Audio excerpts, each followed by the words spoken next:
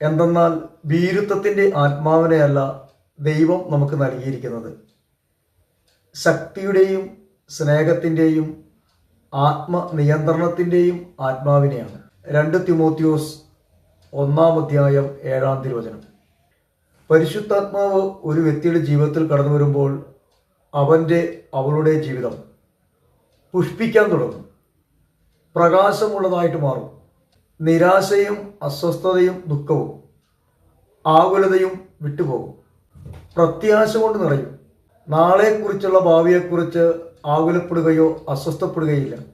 പരിശുദ്ധാത്മാവ് സ്നേഹത്തിൻ്റെ ആത്മാവാണ്, നിരാശയുടെ ദുഃഖത്തിൻ്റെ ആത്മാവല്ല.